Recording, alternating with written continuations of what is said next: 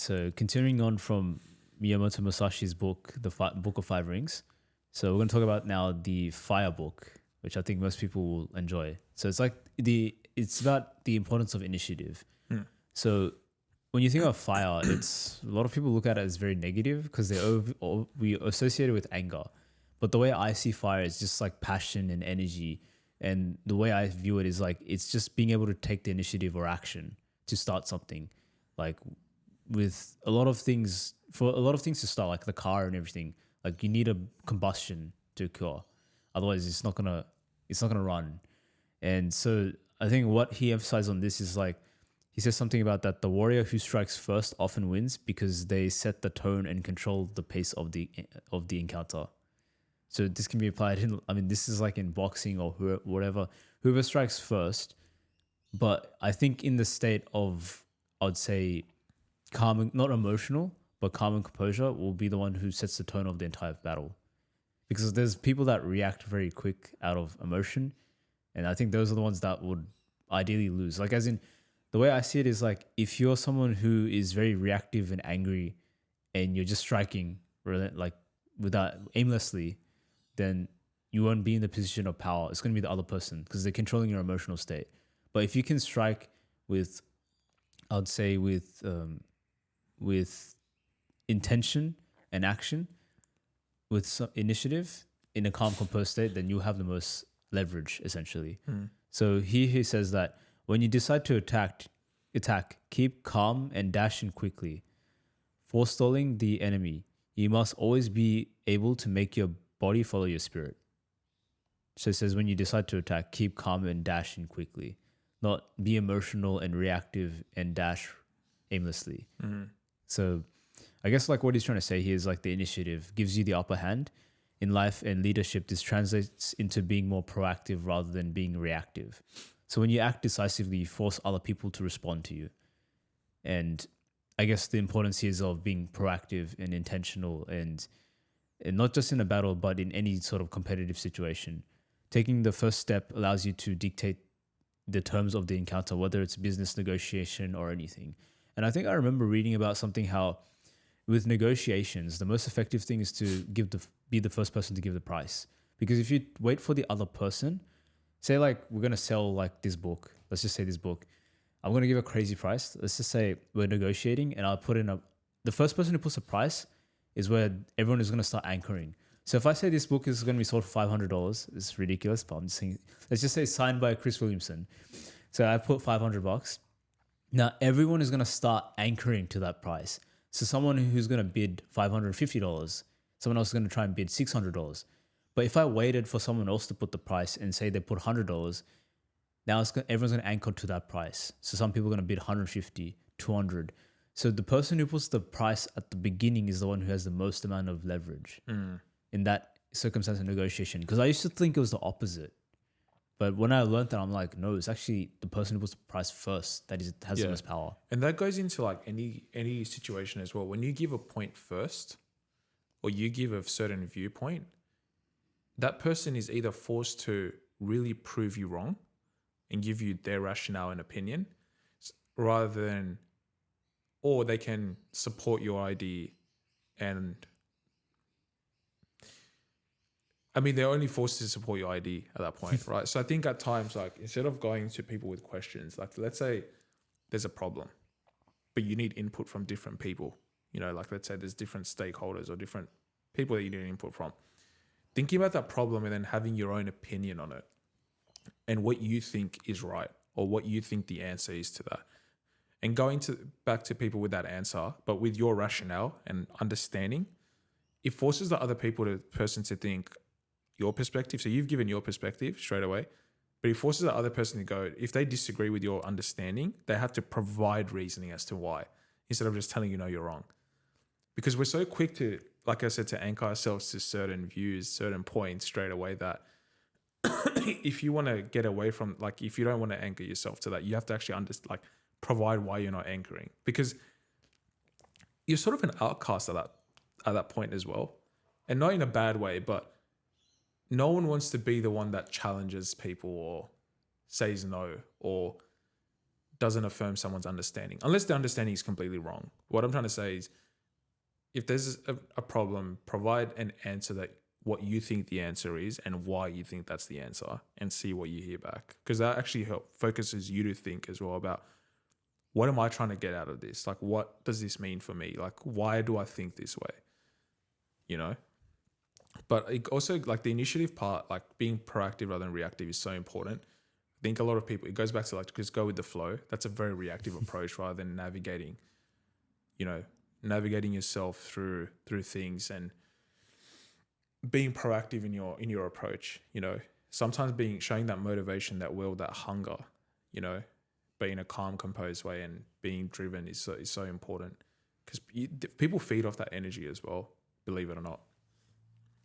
Yeah, definitely. And I think that's the way, as you said, like, to approach it, being proactive. Because like being passive a lot of the time, being like on the receiving end, I think if you want to get a lot out of the situation, sometimes you have to be that person who is a bit assertive and just presents solutions and things like that, rather than being someone who's like the receiving end of being passive, and it really just not really solving anything. Everyone's just agreeing for the sake of agreeing.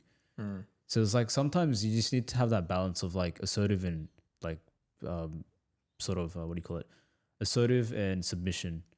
Like if everyone is just submits, then you don't get productive discussions as well. So, and I think you're right. Like everyone's scared of being that black sheep in the group, because then they get targeted or something. But well, you have to, yeah, you're right. And I think sometimes you have to be the black sheep that disagrees, because like objectively things could be wrong and you've got to call it out. But if you go to the opinionated things, then yeah, if you realize a lot of people are they're afraid to speak out. And a lot of it comes to how people would judge you, how people perceive you. So politics is a good one. If you openly say you support Trump, or you openly say you support someone that's a controversial figure, so you're going to be seen very differently. it's because all those biases are kicking in, stereotypes, Exactly, and then labeling culture. So yeah. It's true. Divide and conquer. Yeah, and I think the way I would like sort of look at this is like a good leadership is obviously someone that takes initiative and has also foresight. But the best leaders are obviously the ones that are able to do it in a state of professionalism, but it's like calm and composed. And then I remember reading about this book it's like the King, Magician, Warrior, and the King and the Lover. It's like about masculine archetypes. It's a very different book. I suggest everyone should give it a read. It's not like your typical masculinity you see on social media or anything. It's a very interesting book, and it's talking about enlightened anger, right? Because the way we see anger is like we see in movies like Dragon Ball Z or whatever it is. Like they become very aggressive and all these things. But the way it was explained in this was like something that I really liked. It was just like how, and is given an example of like a general in war or something. Like I can't remember the specific details, I might butcher this. There's something about the general being very frustrated about the situation because a lot of his soldiers were killed in the battle. And he felt like he was being threatened by the enemy to just like react. And I think that's exactly what they want. They want him to react so then they can easily just destroy him. But in that state, like instead of reacting like that, he was frustrated at the situation because he's helpless. He felt helpless. But the way he used anger was more so like being intentional. He's like, yeah, he used anger as a form of being able to take initiative and action. But before being so reactive, he took some time to just think about a strategy. And a strategy where he had the possibility of winning. And instead of it just being about himself, he's thinking about his entire like his army. And I think that's the way he operated. Because you can have either a sadistic or a masochistic type of leadership. So a sadistic leader is someone who basically is like a tyrant, right? They place all these strict laws and all these things against even the people that they trust or the people that they love, even their family and blood, because of the fact of sometimes it's driven by envy or anger or resentment. And basically it's by the fear of betrayal, something along those lines. So that's like in a negative way of using anger or resentment, where you become like a tyrant. And then there's the other part, which is like a sadistic leader, or sorry, a masochist, which is someone who does like they call it like the weak king, who basically sits there and just watches chaos happen, but doesn't take any initiative on any action. They're in a position of leadership, but then they see like everyone in the court or like in their what do you call it, the vice captain or whatever, just taking everything and just creating chaos around the world. But they just watch there and just let it happen. So that's like a masochistic type of leadership. But the best is obviously being the person who has initiative and action, but in a way that is beneficial for not just themselves, because you can react and just think about yourself. But when you think about everyone else and how it benefits them, and you have a strategy and approach which is benefiting everyone else, and you take initiative and action, that's a more of an enlightened form of using anger.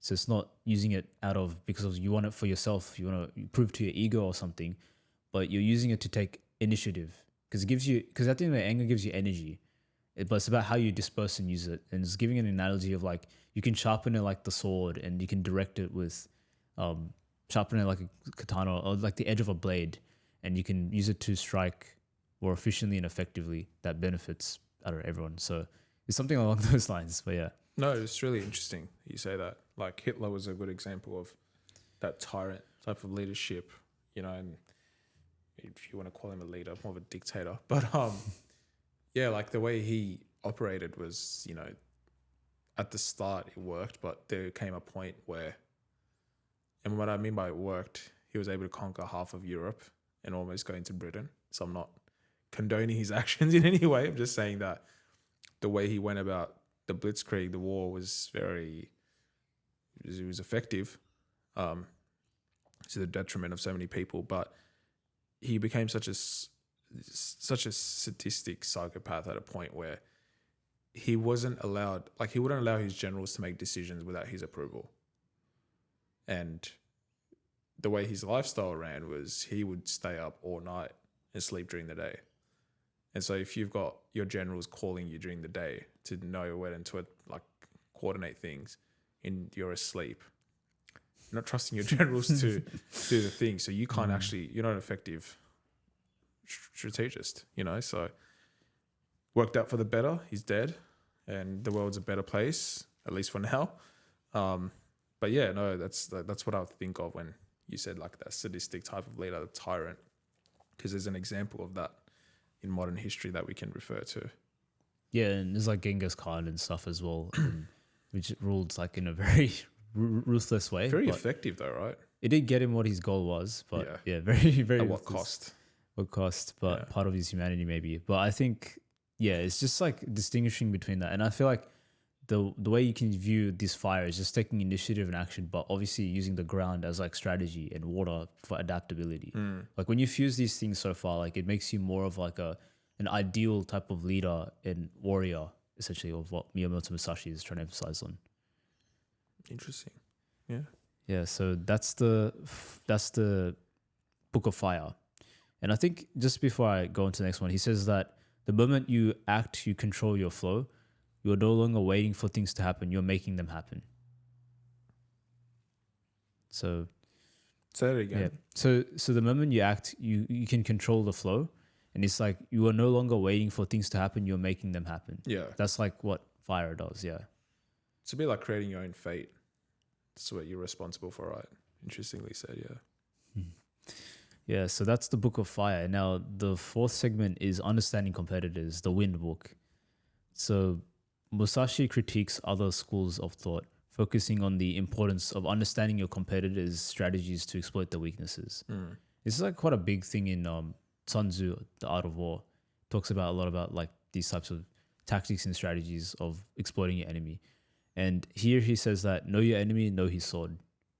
So the better you know your enemy, the better you'll be able to exploit their weaknesses. And so he stresses on knowing your opponent's strategy is as crucial as knowing your own.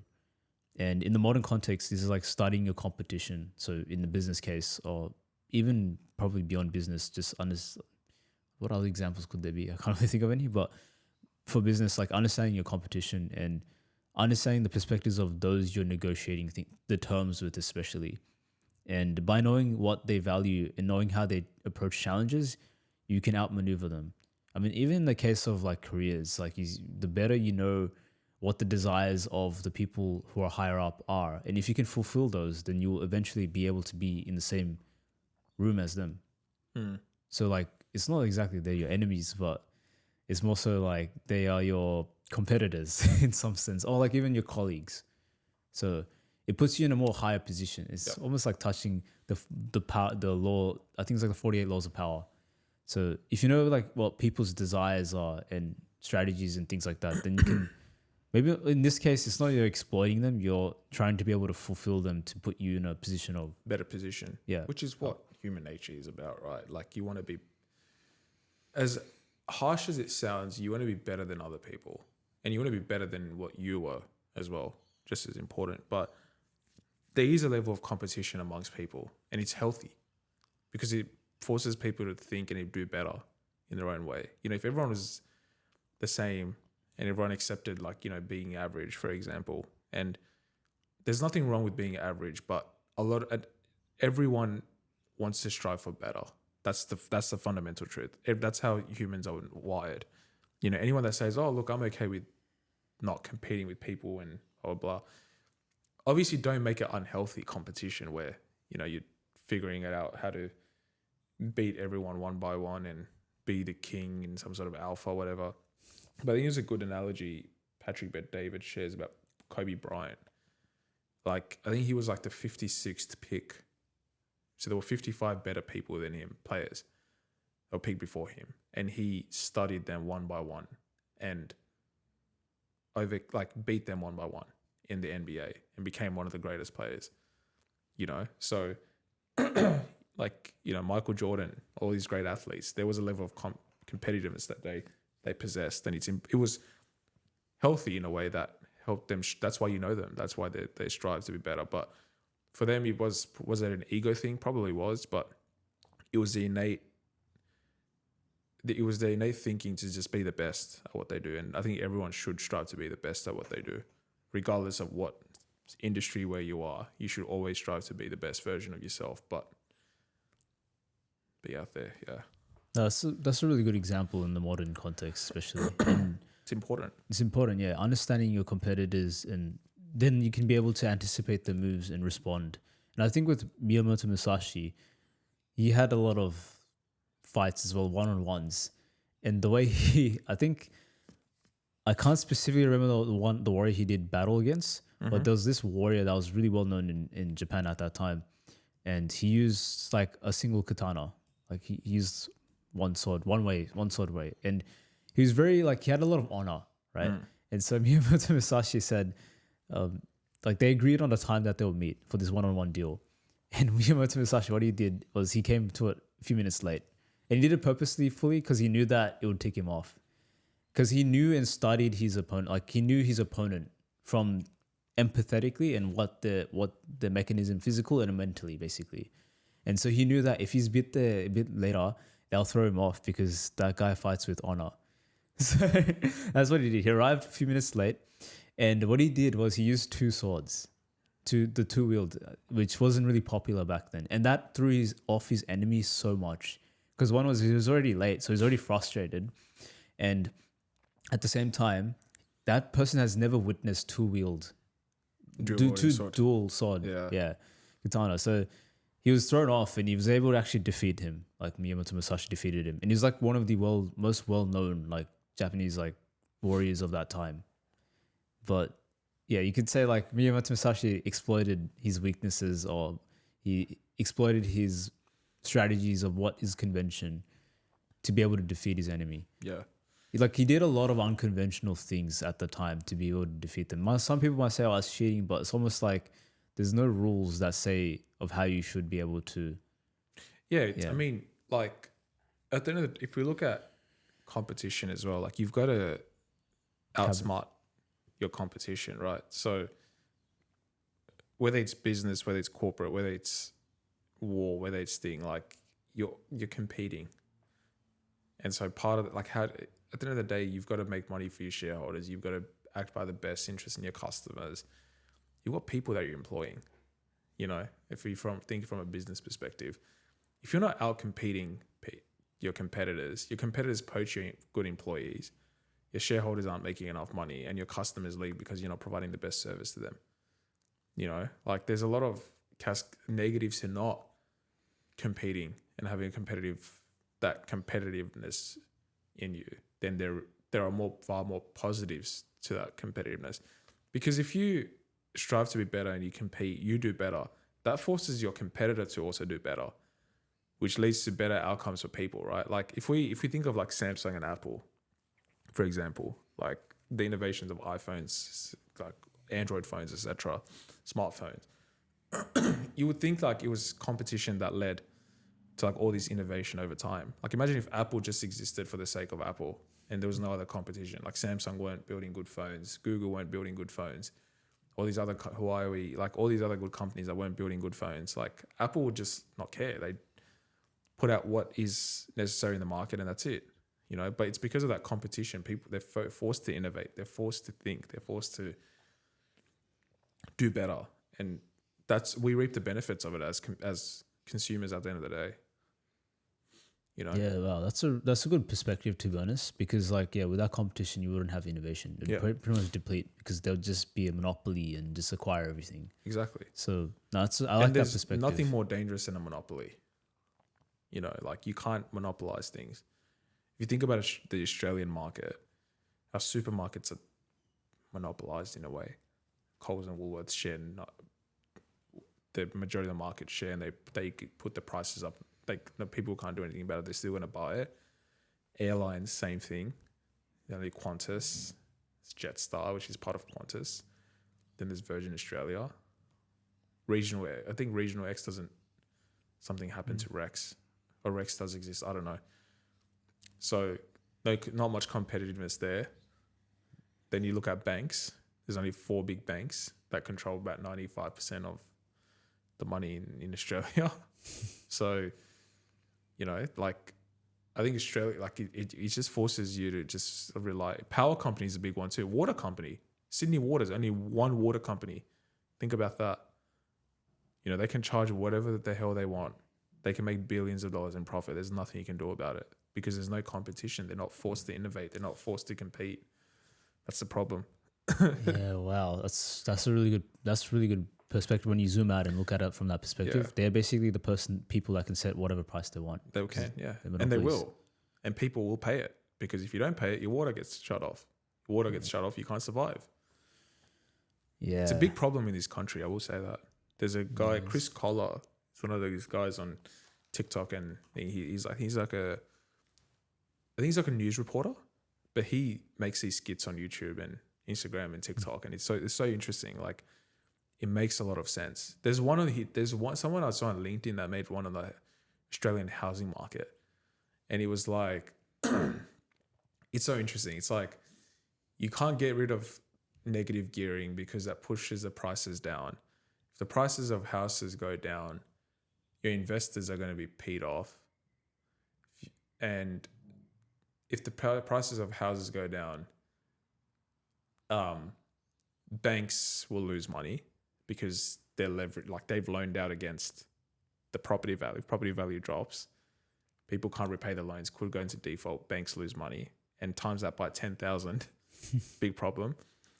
Well, how do you build? What's the solution? You build more houses. Cool. Federal government pledges more houses, but where do you get the land? Who approves the land? The state government.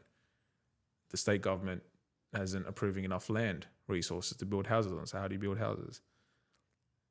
Then you want to cut down immigration. Okay, fair, that'll occur. But I think it was like only like Chinese, I think overall overseas investors make up a very small proportion of these property investments. Cool. Okay, then you shut down student visas because, you know, if you shut down the amount of students coming in, they're not renting. So that opens up supply to other Australians, for example, right? Who makes the most money on students? Universities. Who's got interest in universities? Politicians. The point is, it's just this big circle that just goes round and round because all of it has an effect on one. Consequences, second order. Yep. But the problem is there's vested interest in those. So that's what we found. Well, that's what we find ourselves in now. Is the obsession with investment properties used as a vehicle to save on taxes has led to an absolute disaster in terms of house prices. Yeah, I see. When you put it like that, yeah, it's a very complicated situation. Very complicated. It's very tightly connected components. And it shouldn't be. That's the problem, but it is. We've made it to be like that. Well, that's the problem to solve. Their problem to solve. But no, yeah, competition is important, and competing with your competitors is just as important. You know? And I think like the biggest takeaway from here is like success in any competition just comes down to outthinking. Because like when you think about Miyamoto Musashi, he was like being very creative and outsmarting his opponent as opposed to outmuscling. Yeah. Because they're technically more skilled and more, I would say, more. Even some of them were like much more physically stronger than him, but he still was able to beat them because he was able to outsmart them. He knew exactly from the empathetic perspective of exactly who they are, what ticks them off, what is their weaknesses, what weapons they're using, how they use it. He studied them like that, and he knew exactly where their exploits are. Because everyone has a weakness at the end of the day, but it's just knowing that, I think, which is very important, which gives you, because at the end of the day, you need to have an edge over your competition. So, yeah, that's the book. That's the Book of Wind, basically. And now the last one is about mastering the mind, which is called the Void Book. So, the Void Book is the most philosophical, which focuses on achieving a state of mental clarity and spiritual enlightenment. And it's more about reaching a point where there's no sense of hesitation in action, because your mind, body are both aligned. And I feel like we've talked somewhat about this, about the heart, gut, and like mind, but this is like, I guess, touching more on this. And so one of his quotes is, "In the void is virtue and no evil. Wisdom has existence.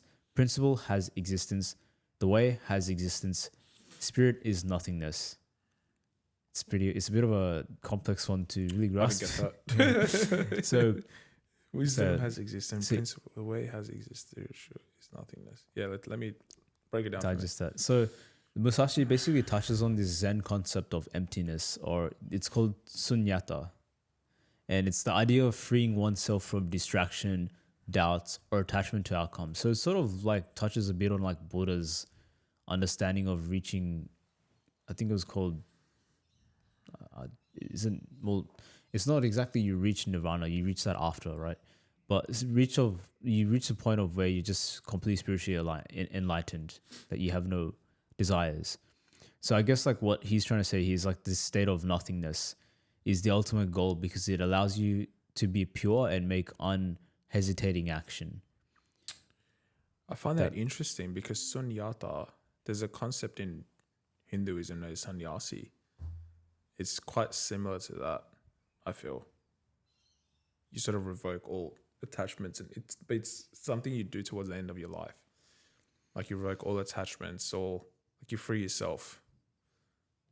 So I don't know, sunyata, sannyasi. Maybe. Who knows? It sounds very similar. It sounds very similar. That's what it made me think. I was researching it just then. But yeah, it makes sense. I mean, a lot of our distractions, emotions, our responses to things comes from attachment, and outcomes, wanting the desires to ultimately, being horny. But he says that achieving this level of clarity is mastering both your mind and body. In modern times, this could mean, and he's like, the most basic example he gives is like practicing mindfulness, like being in the present moment. And you're not really having to think about like work, or you're not thinking about like regrets of the past. So it's like meditation. You can do meditation. I think a more modern one, I mean, which some people can do, is like prayer as well. Like when you're praying intentionally, it's like you got to be able to get rid of all these other extra thoughts you have. You can't really be thinking of work and praying. Then technically you're not really praying. So it's like you have to erase like your thoughts about the future or regrets of the past or something, and just pray and focus. That's why they do like, in Islam, like you read something called like surahs, like you read those. So then when you read it in Arabic, you're just focusing your attention on that and not thinking about anything else further beyond that. And then I think in Buddhism, they do like some type of recitations or something, because you're trying to focus your energy and your attention on just that, and you're not having to think about external things. So I think that's like ways of practicing that. And when you have stressful situations, you sort of are able to be like mindful and just staying grounded. So I think the main objective out of this is not being in a state where you're overthinking, and to just have trust in yourself in terms of your body and your mind in preparation and in training, basically. So that's what, and I think what you call this state is like being in the zone. Because if you look at Michael Jordan and all of these guys, like athletes, like they have a million people watching them at the same time. That's a lot of pressure. Like when you go out there and you have to perform in front of people. But when you look at them play, it's like they're so like composed and calm, and like some of the times like it's very perfect how they take a shot or how they play against their opponents. And I feel like they've mastered this in their mind and body, and like they probably do mindfulness types of things or meditation or something else that we probably don't know, or hypnotherapy, to be able to be in that state of being in the zone. And that's what they call it, being in the zone. You might have experienced 100% when you're at work. You're like, you got millions of things going on, you got hundreds of things to think about, but like whatever you need to get done, you get done, and you just have no distractions. Yeah. It's very hard to get to that though, because there's a lot of different factors. But yeah, you're right. It's so important to get to that zone. And I think like the way you can do that is like more, because the truth is we cannot multitask. Like that's a myth, unfortunately. Only a computer can multitask, because at the end of the day, we only have one brain. And if interestingly enough, the concept of multitasking came from the development of computers. Right. Because with us, we say, when people say they multitask, they're actually just splitting their focus. Like imagine cooking and just like watching a video and just talking to someone on the phone. You're not really actually doing all three at once. You're splitting your focus. So if you split your focus, maybe 40% of it is on the is on cooking. You might burn something down by that time. The 20% is like you just watching a video, and the other percent is like you listening to someone and talking to them. You're splitting your focus, and you can't reach the state of flow or be in the zone if you're splitting your focus and attention. So I think the way I sort of perceive this is like being able to be mindful in whatever you're trying to do, and monotasking, like doing just a single task, but with complete focus and effort and attention. So that's the state to go into. And like being in the zone is like the modern idea of flow state. So where your mind and body are working in perfect harmony. And yeah, athletes, you look at artists as well. Even Musashi like lived through this a lot. So it's like when you achieve mental clarity and your actions become natural. And I think they call this in Chinese philosophy something called Wu Wei. So not the pop smoke Wu, but like Wu Wei. It's like when you see in Japan, when you see people like the people when they gift wrap, it's like they're just looking at you and talking at you, and they're just doing it with their hands. That's like the state of where they're not overthinking, because they mastered that art of being able to gift wrap. And the way they do it is like sort of like it's artistic. But yeah, so that's what it is. You're not having to overthink, and in stressful situations, like the clarity allows you to stay focused, calm, and decisive. So that's what the White Book is.